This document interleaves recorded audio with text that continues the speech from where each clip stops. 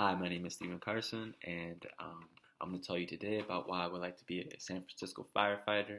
Um, the San Francisco Fire Department and the city as a whole, to me, is like a representation for the rest of the country. I think that it should be an inspiration. They represent to me a lot of my values, my personal values, which are openness, inclusivity, progress. My fiance and I really thought hard about where we wanted to put down roots, and we chose with intention to move to San Francisco and to set up here because it really is a reflection of our core values. The fire department clearly is a reflection of those values as well. For the second time in a row, they've elected a female chief. To me, that speaks volumes about the mentality. I don't think many departments are on that level in doing that. And so to me, that was like a huge indicator that this would be the right organization for me. Also, when I've been able to volunteer for the past year with the department, meeting a bunch of different members, and everyone I've talked to has been genuine, kind, funny, and I really enjoyed my interactions with the members of the department. So I could see myself really enjoying living, working, and learning from the members of the San Francisco Fire Department.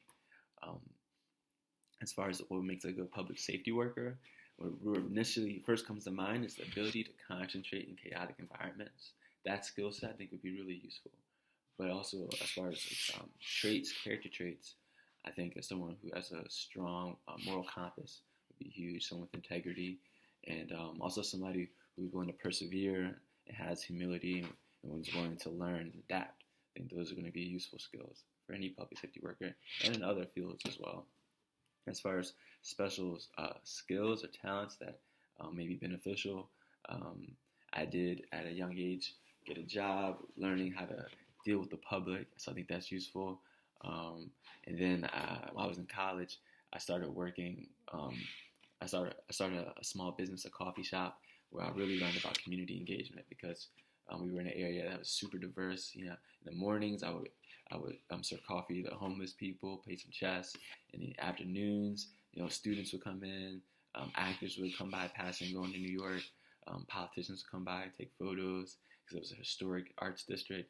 And so I met all different kinds of people, and I really got a sense for how to engage the community. And so I think unbiased community engagement is something that a special skill that I developed from that experience. And of course, working for the Holistic Life Foundation in Baltimore, teaching mindfulness and how to de-escalate and resolve conflict internally and externally, how to get out of fight or flight, how to process trauma. These are things I learned working in the inner city of Baltimore for an organization called the Holistic Life Foundation. Another special skill that I think would be really useful.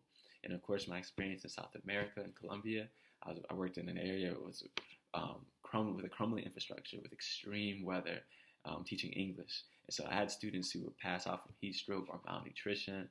I would get sick, and I would take kids from hot zones into cold zones, help them get medical attention without any formal EMS training at that point, because that's just what was needed at the time.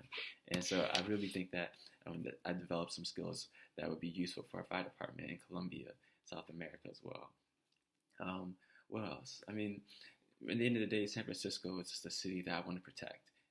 I want to protect it because I think it's an inspiration for the country. And I think it's leading the charge and really making us an ethical and positive country, positive nation. So thank you for the opportunity to talk to you, and I hope you have a good day.